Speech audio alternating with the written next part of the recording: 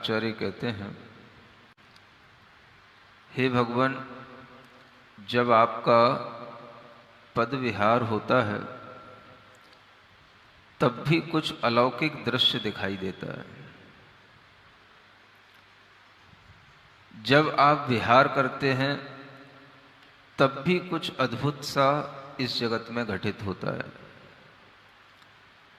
जब भगवान ने जन्म लिया तब जो हल्ला मचा वो अलग था।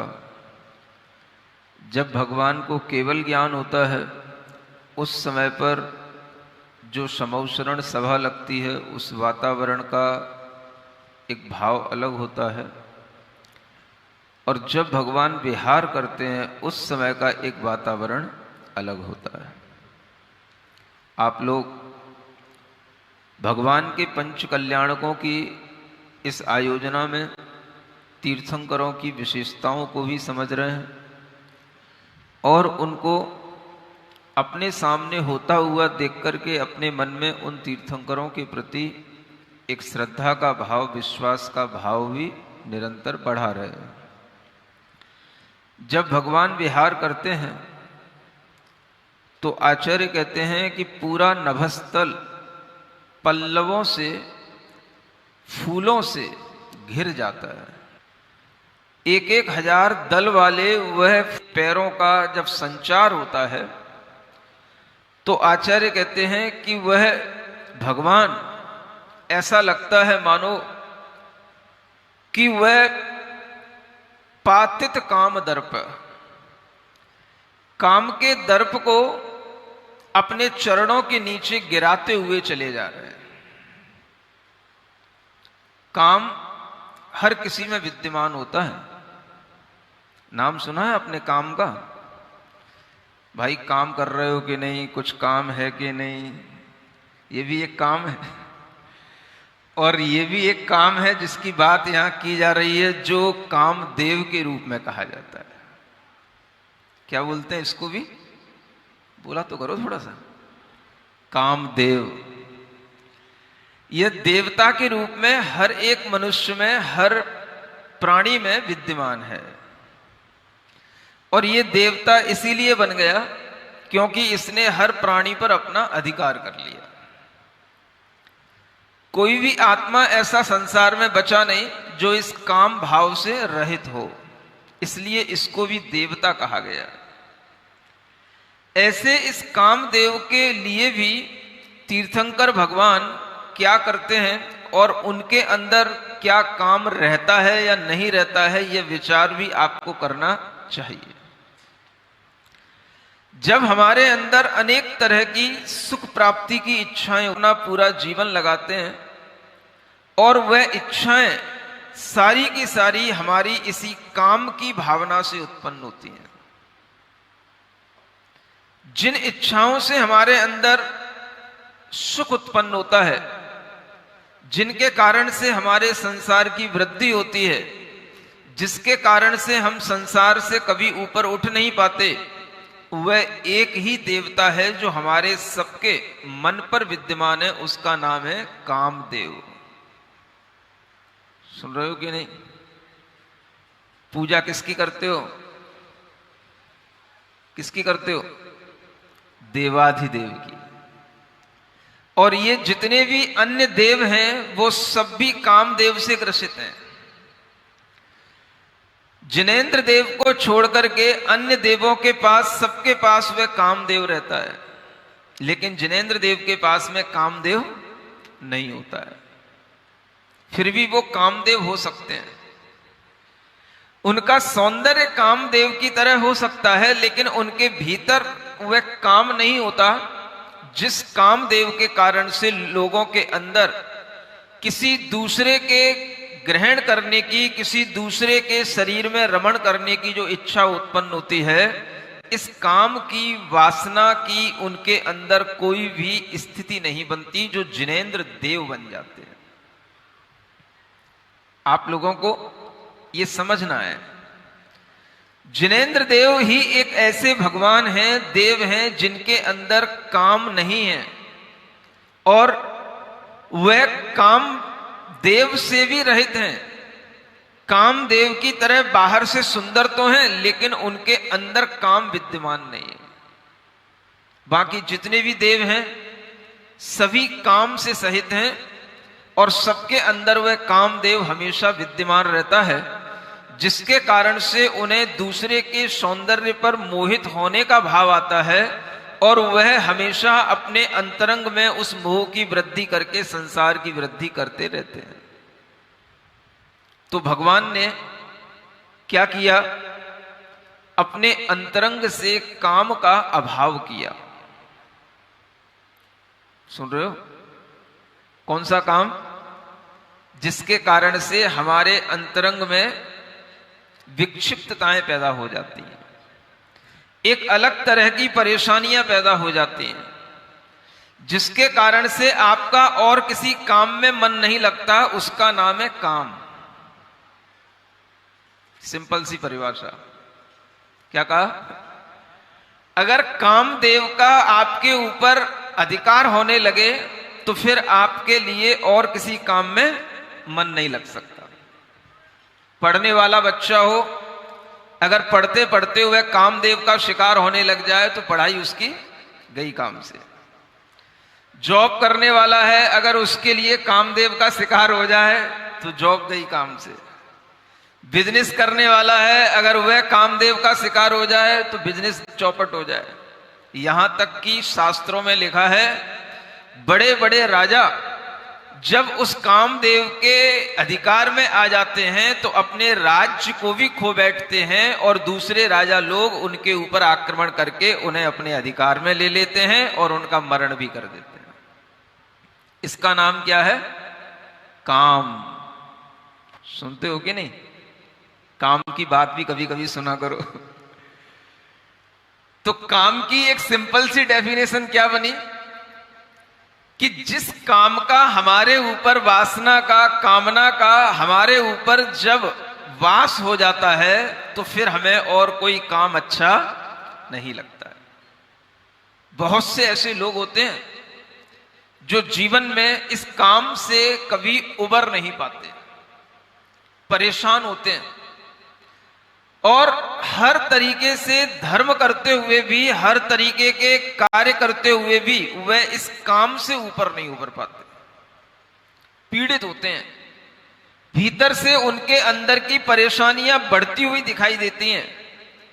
ऐसे लोगों के लिए भी यह पदम प्रभु भगवान का यह स्तोत्र काम का, हंसते हुए मुस्कुराते हुए विहार करते हुए चले जा रहे हैं, और उनके नीचे हजार हजार दलों के फूल आकाश में बिछते चले जा रहे हैं, जो इस बात की सूचना देते हैं कि फूल को कामदेव का प्रतीक माना जाता है।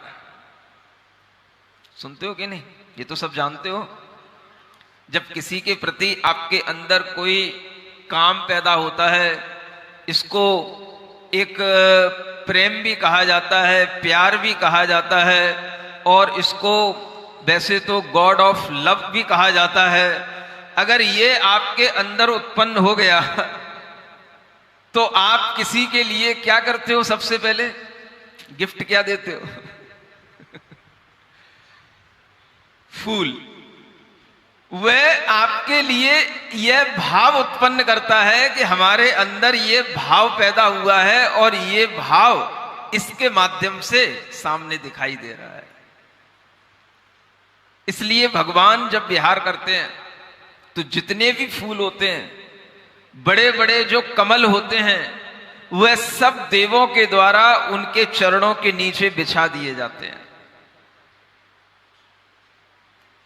भगवान के अतिशयों में एक ये भी अतिशय जानना, भगवान जब विहार करते हैं तो वह आकाश में विहार करते हैं, जमीन पर नहीं चलते। और जिस आकाश में वह कदम रखते हुए चले जाते हैं, उनके पैरों के नीचे कमलों की रचना होती चली जाती है, लेकिन वह कमल पर भी पैर नहीं रखते, पैर टच नहीं होते कमल से।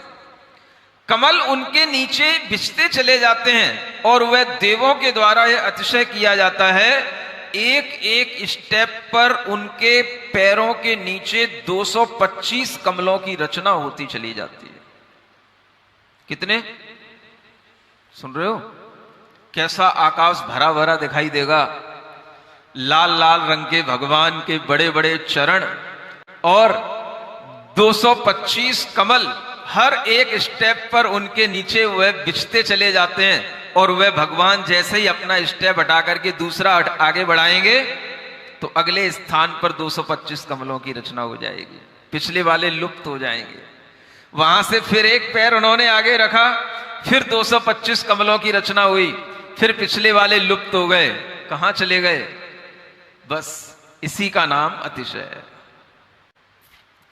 यह भगवान के विहार का मंगल दृश्य अगर अपनी कल्पना में भी लाया जाता है तो आचार्य कहते हैं हम ये समझ सकते हैं कि भगवान का ये मंगल विहार किस लिए होता है। भूमौ प्रजानाम विजहर्थ भूत्यै, इस भूमि पर प्रजा के समस्त जनता के भूति माने वैभव के लिए भगवान विहार करते हैं। भगवान के विहार से स्व और पर दोनों को लाभ मिलने वाला वह कार्य होता है। और भगवान जब विहार करते हुए चले जाते हैं तो उस समय पर एक तरफ यह दिखाई देता है इन कमलों के माध्यम से कि भगवान के अंदर कामदेव का सर्वथा अभाव हो चुका है। इसलिए उन भगवान के चरणों के नीचे हुए देवता लोग कमल बिछाते चले जाते हैं और जहां जहां विहार करते चले जाते हैं वहां वहां के जीवों में सुख, शांति, धनाढ्यता, वैभव, संपन्नता, यह सब कार्य उनके माध्यम से होते चले जाते हैं और अनेकों अनेक जीव मोक्ष मार्ग पर भी लगते चले जाते हैं। ये किसकी महिमा होती है? विहार की महिमा होती है। पद विहार की महिमा इसको कहते हैं। सुन रहे हो? आज यहां पर आसपास के बहुत दूर दूर के भी लोग आए हैं और सब क्या चाहते हैं कि महाराज का विहार किधर हो? हमारे नगर की ओर हो, सोनीपत की ओर हो, नागलोई की ओर हो। और रुड़की वाले तो बहुत आस लगाए बैठे हैं क्योंकि उनका कार्यक्रम थोड़ा सा पोस्टपोन कर दिया गया है। तो अभी भी वो असमंजस में है कि कहीं ऐसा तो नहीं कि अभी भी और आगे पोस्टपोन होता रहे।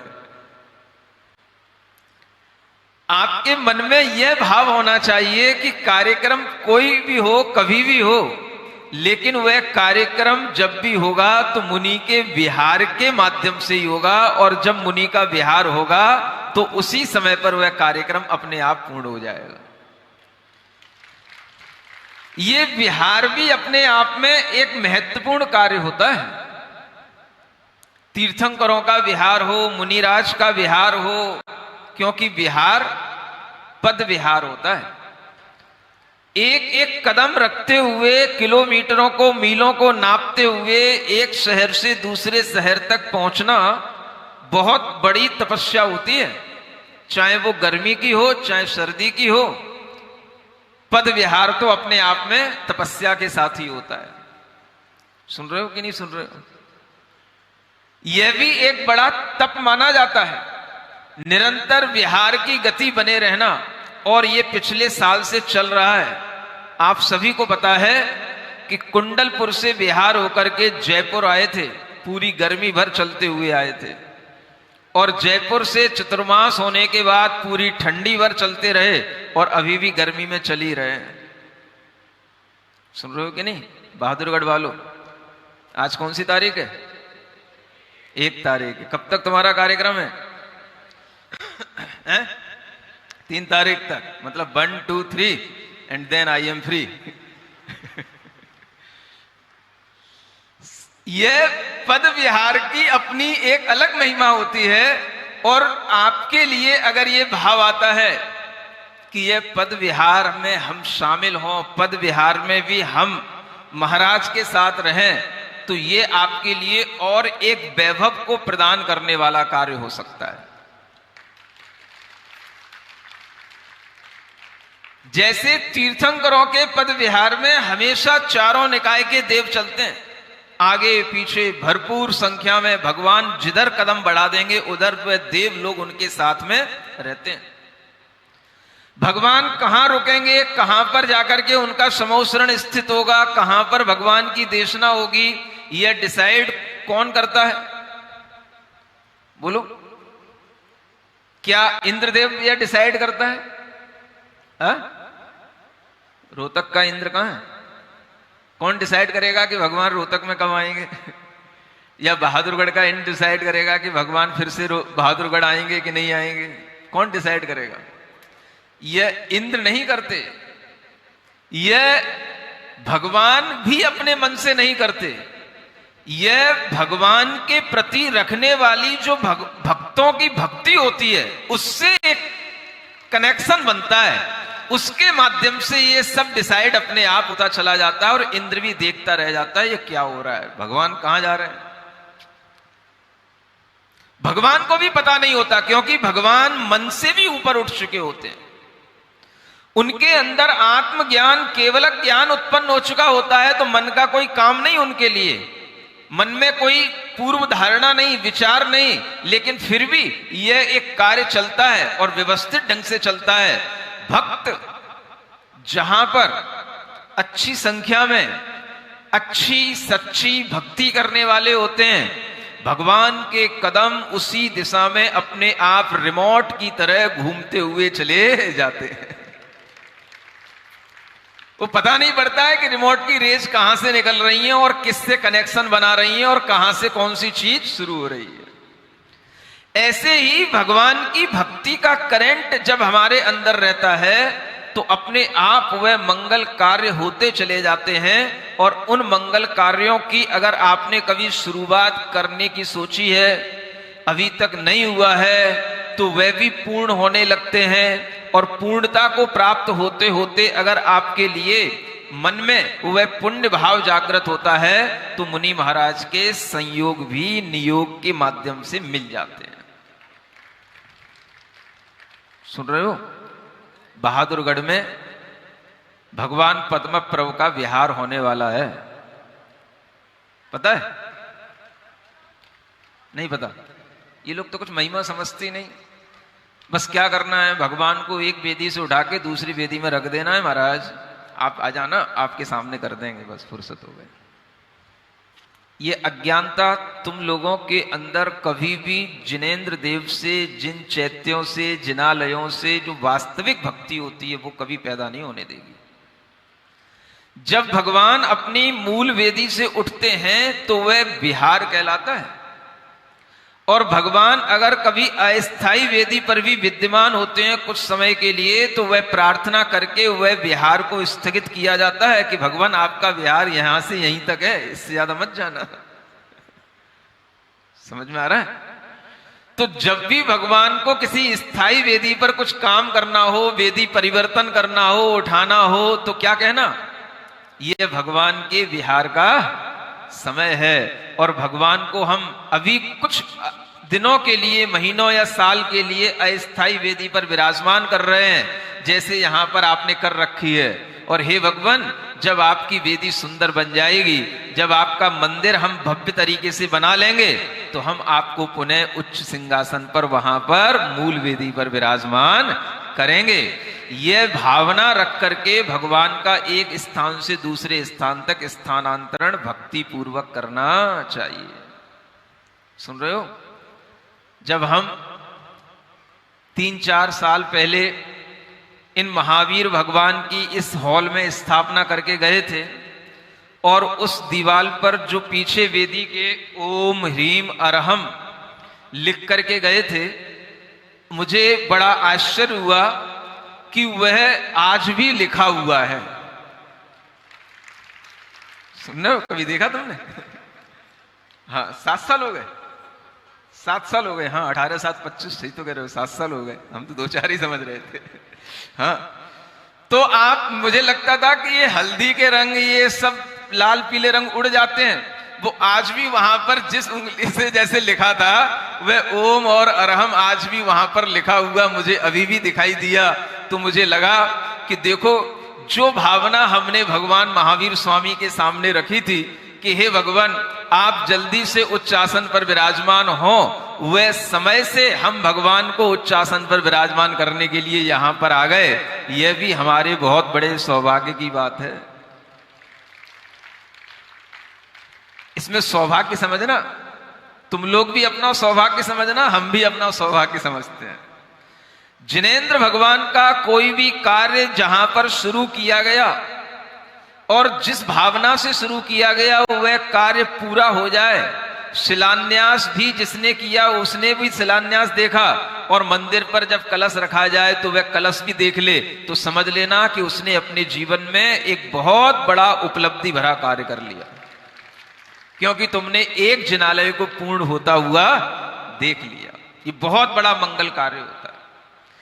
ऐसा वह भगवान का जिन बिंब आज भी देखो तो ऐसा लगता है कि जैसे भगवान अभी भी वैसे ही प्रसन्न हैं जैसे पहले थे। भगवान महावीर स्वामी का वह जिन बिंब ऐसे ही मुस्कुराता हुआ दिखाई देता है जैसे वह मानो खुद ये इच्छा कर रहे हो और वह खुद इंतजार कर रहे हो कि हमारे लिए एक बहुत बड़ा पाषाण निर्मित जिनालय और सुंदर वेदी के साथ में इन भक्तों ने तैयार किया है। तो भगवान मंद मंद मुस्कुरा रहे हैं। ऐसी भावना से भगवान को देखना तो आपको भगवान बहुत प्रसन्न होते हुए दिखाई देंगे। सुन रहे हो बहादुरगढ़ वालों, दर्शन करने जाते हो कि नहीं जाते हो? है महाराज, टाइम ही कहाँ है। सुबह से भैया यहाँ बुला लेता है, रात के 11 बजे तक यही हो जाता है। भगवान तो दिखते ही नहीं कहीं। है देखा करो, भगवान को जैसे भावों से देखोगे वैसे ही भगवान दिखेंगे। और भगवान की प्रसन्नता अगर आपको दिखाई देगी तो आपका मन भी प्रसन्न होगा। यही भगवान की कृपा अपने ऊपर कहलाती है कि हम भगवान को प्रसन्न मुद्रा में हमेशा देख करके अपने मन को प्रसन्न बनाए रखें। ऐसे उन तीर्थंकरों के इन गुणों के साथ में जब हम भगवान का विहार देखते हैं तो आचार्य कहते हैं ये विहार भी भगवान का अनेक अनेक लोगों के वैभव के लिए होता है। मुनि महाराज भी जब विहार करते हैं तो अनेक अनेक लोगों का उससे कल्याण होता है। अनेक अनेक लोगों के अंदर पुण्य भाव जागृत होते हैं। अनेक अनेक लोगों को दर्शनों से भी लाभ मिल जाता है। रास्ता चलते हुए कितने ही लोग पैदल निकलते हैं, गाड़ी भी चलाते हुए निकलते हैं। नॉन जैन होंगे, कोई भी होंगे, वह कभी भी जो है देख करके अगर नमस्कार कर लेते हैं। कई बार तो गाड़ी चलाते चलाते वह गाड़ी चलाते चलाते ही हाथ जोड़ लेते हैं। मुझे लगता भैया तू गाड़ी देख, एक्सीडेंट ना हो जाए, और वो हाथ जोड़ लेते हैं। उनकी भावना है, उनकी श्रद्धा है।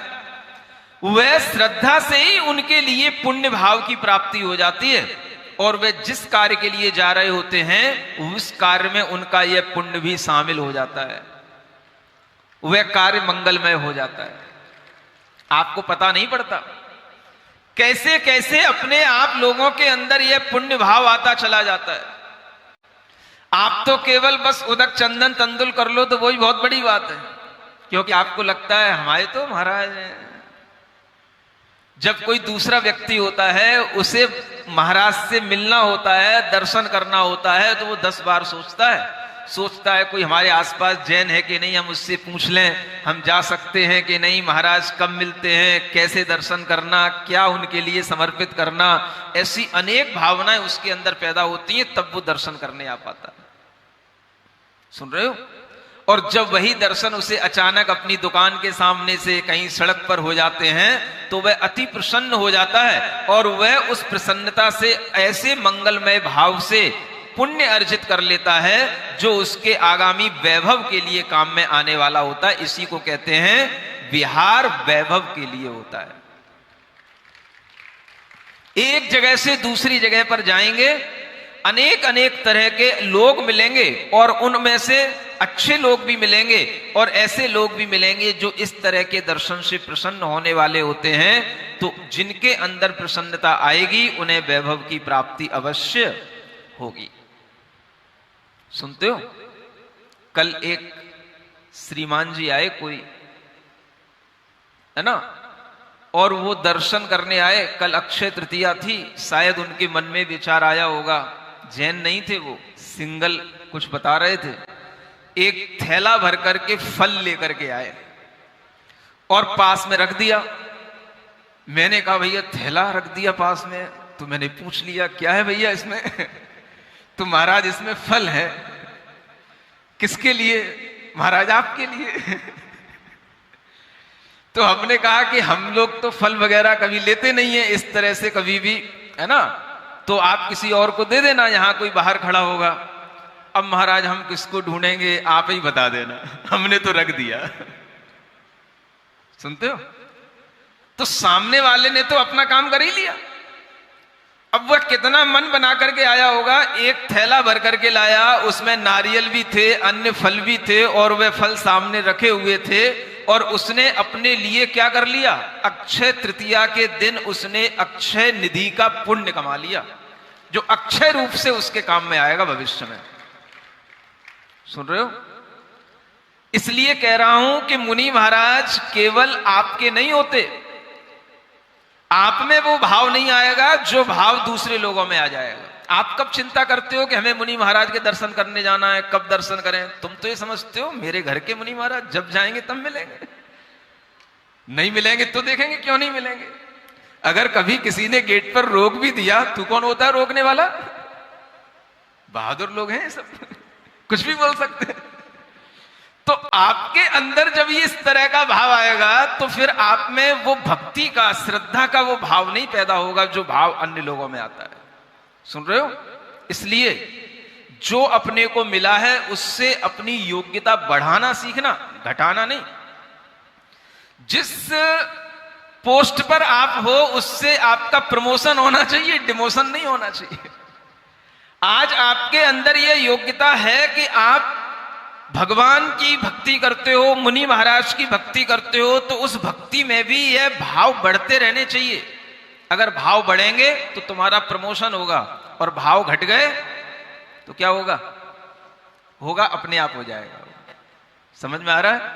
ये कितने बड़े भाव होते हैं जब कोई व्यक्ति अपने मन में, जिसका कोई परिचय भी नहीं है, और वो अपने आप आया, यहीं का था बहादुरगढ़ का, और वह अपना पूरा नाम बताया, मुझे नाम भी याद नहीं रहा, सिंगल नाम उसने लास्ट में निकनेम बताया था, तो वह अपने मन में इस तरह की भावना लेकर के द्रव्य समर्पित करके चला गया। यह उसने पूजा कर ली मुनि महाराज की। समझ में आ रहा है? और दान भी कर लिया, और दान और पूजा यही दो धर्म श्रावक के कहे गए हैं, वो उसने पूरे कर लिए। जीवन में एक बार कर लिया तो पूरे जीवन भर के लिए कर लिया उसने। क्योंकि कैसे कर लिया? भक्ति भावों से कर लिया। यह विचार जब आता है तब आप देखोगे कि ऐसे ही जीवों के नाम पुराणों में, जब केवली भगवान के केवल ज्ञान में कोई ये बात कही जाती है और कथानक सुनाए जाते हैं, तो पिछले जन्मों के कथानक यहीं से शुरू होते हैं। एक बार एक व्यक्ति मुनि महाराज के पास आया था, उसके मन में ऐसी श्रद्धा का भाव बना कि वह फल समर्पित कर गया था। अगले जन्म में वही जीव इस नाम का सेठ बना, और फिर उसको मुनि महाराज के दर्शन हुए और उसे वैराग्य की प्राप्ति हुई, तो वह मुनि महाराज बन गया। और फिर उससे अपना पुराणों में ऐसी लिखी जाती है, यहीं से लिखी जाती है, अलग से कोई पुराण नहीं बनते। किस जीव का कल्याण कहां से शुरू होना होता है, किन भावों से होना होता है, वह हो जाता है। और इस तरह का कल्याण कोई भी जीव कर सकता है। इसलिए कहा गया है कि मुनि महाराज का विहार, प्रभु का विहार सम्यक दर्शन की वृद्धि के लिए होता है, सम्यक ज्ञान की वृद्धि के लिए होता है, सम्यक चारित्र की वृद्धि के लिए होता है। यही हमारे परमानेंट वैभव हैं। कौन से? सम्यक दर्शन, सम्यक ज्ञान और सम्यक चारित्र। आपके अंदर श्रद्धा पैदा हुई, ये आपका सम्यक दर्शन है। आपका ज्ञान सही दिशा में जुड़ गया, ये आपका सम्यक ज्ञान है। और आपके अंदर अच्छी आचरण की क्रिया आ गई, ये आपका सम्यक चारित्र है। और ये तीनों चीजें मुनि महाराज के विहार से संपन्न होती रहती हैं।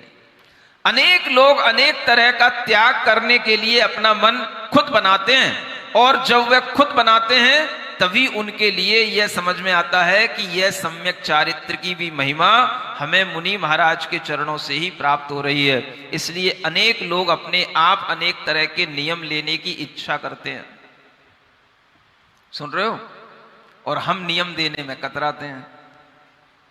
हम सोचते हैं हमें क्या करना है, खाओ पियो खेलो खाओ तुम लोग, हमें क्यों तुम परेशान कर रहे हो, और हम क्यों तुमको परेशान करें।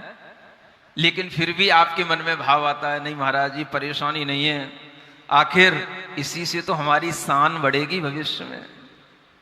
किससे? जब हम अच्छे नियमों के साथ अच्छे आचरण के साथ आगे बढ़ेंगे तभी हमारी आगे चल करके शान बढ़ेगी। और अभी की थोड़ी परेशानी अगर हम सहन भी कर लेंगे तो कोई बात नहीं, लेकिन वह आगामी परेशानियों से हमें बचा करके रखने वाला अगर कोई पुण्य कार्य होगा तो वो नियम के माध्यम से ही होगा। सुनते हो? इसलिए आज तो आपके लिए तप कल्याणक का दिन है, आज भी अच्छे मन से रहना, और कल ज्ञान कल्याणक का दिन है, कल भी अच्छे मन से रहना। ठीक है? परसों से तो मोक्ष हो ही जाएगा, भगवान का भी, हमारा भी, तुम्हारा भी। नहीं समझ में आया? मोक्ष का मतलब क्या होता है? हम कहीं तुम कहीं, तो मोक्ष हो गया। तुमको हमसे मुक्ति मिल गई, हमको तुमसे मुक्ति मिल गई। तो आज और कल की कहानी बची है। आज भी अच्छे भाव रखना दोपहर के लिए, और कल भी अच्छे भाव रखना समोसरण के लिए, कि भगवान के इन तप कल्याणकों में, ज्ञान कल्याणकों में हम कुछ ना कुछ अपने जीवन में ऐसा परिवर्तन लाएं जो हमारे आगामी जीवन की नींव रखने वाला हो। आज ये नींव रखी जाएगी तो आपको आगे भविष्य में कुछ अच्छा और उपलब्ध होगा। इसलिए इन कल्याणकों में अपने आत्म कल्याण की नींव रखना चाहिए, अपने चरित्र की नींव रखना चाहिए, अपनी श्रद्धा को स्थिर बनाने की नींव रखना चाहिए। और इस तरह के कार्य करने के लिए आपको इन 2 दिनों में भाव बनेगा। आपके अंदर भाव बने तो आप तुरंत कर लेना। सुन रहे हो? ये बहादुरगढ़ है, मुझे पता नहीं था कि ये इतना अच्छा गढ़ है कि ऐसा अभी तक कोई पंच कल्याणक नहीं हुआ। मैं अभी कम से कम इन 4 महीनों में 4-5 पंच कल्याणक करा चुका।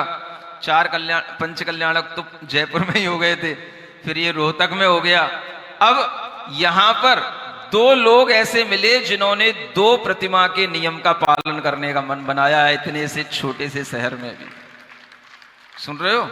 अपने मन से आकर के। हम तो मना कर रहे भैया देख लो, घर वाली से पूछ लो, घर वालों से पूछ लो लेकिन सबसे पूछने के बाद में मन बना लिया। और वह कल अक्षय तृतीया के दिन उन्होंने वह 2 प्रतिमा के व्रत भी धारण कर लिए। क्या नाम है? रोहित है? हाँ खड़ा हो जा, देख लें सब लोग तेरा देखो ये मंदिर भी बना रहा है, भगवान के पंच कल्याणकों में भी शामिल है, और सब तरीके से अपने जीवन को सुधारने के लिए ये आगे चरित्र के मार्ग पर भी आगे बढ़ता हुआ नजर आ रहा है। ये सब किससे हो रहा है? भूमौ प्रजानाम विजहर्थ भूत्यै। भगवान का विहार प्रजा की वैभव के लिए होता है। ये सबसे सच्चा वैभव है जो हम अपने अंदर अर्जित करते हैं। सुनते हो? इसलिए जो बच्चे डरते हैं महाराज के पास नियम नहीं लेना, उनको समझाना, बेटा नियम लेने का मतलब है अपने वैभव संपन्न होने का बीज अपने अंदर डालना। नियम लेने का मतलब ये नहीं है कि हम किसी कष्ट से गुजरने का संकल्प ले रहे हैं, या नियम लेकर के हम किसी चीज को छोड़ रहे हैं। छोड़ नहीं रहे हैं, हम वैभव संपन्न होने का एक बीज वपन कर रहे हैं। इसी नियम से हमारे जीवन में आगे और अच्छे अच्छे सुख और धन के अनेक वैभव हमारे सामने आएंगे, जो हमें और अधिक चरित्र के मार्ग पर आगे बढ़ाने वाले होंगे। ऐसे वैभवों की प्राप्ति के लिए ही मुनि महाराज का विहार एक शहर से दूसरे शहर तक होता है।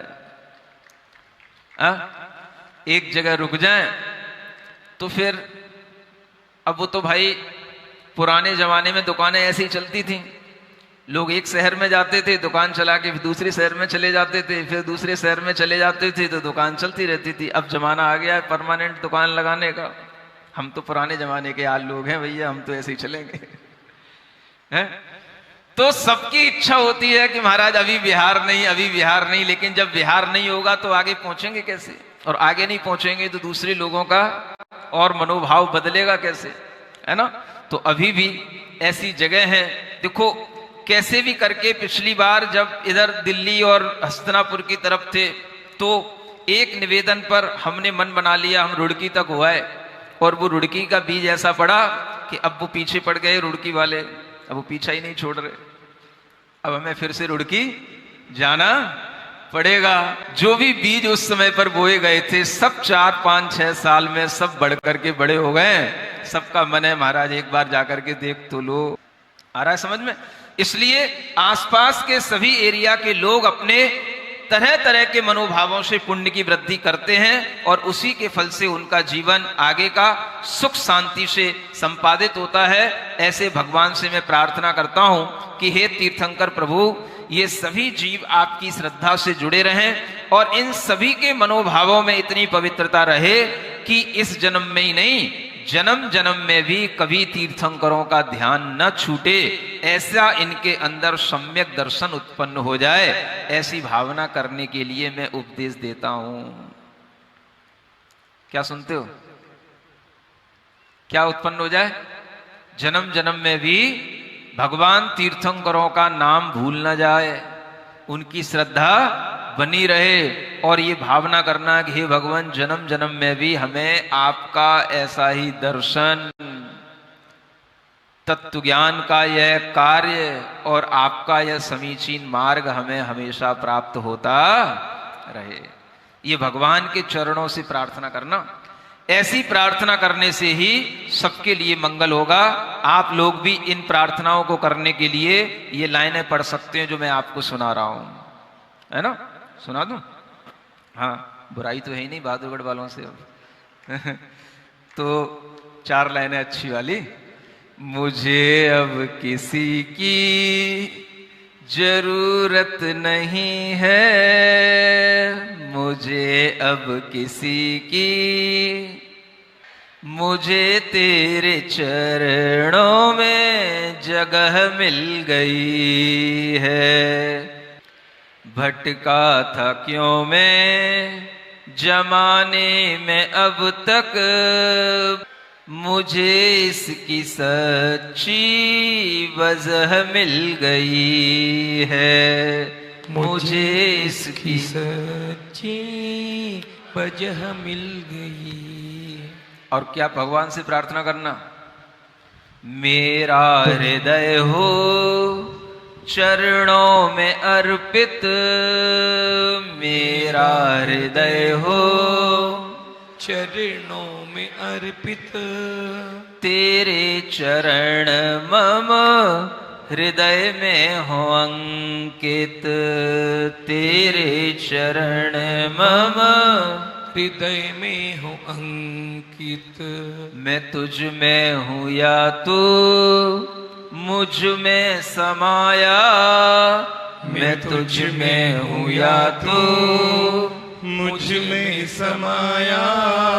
मुझे सोचने की जरूरत नहीं है, मुझे अब किसी की जरूरत नहीं है, मुझे तेरे चरणों में जगह मिल गई है।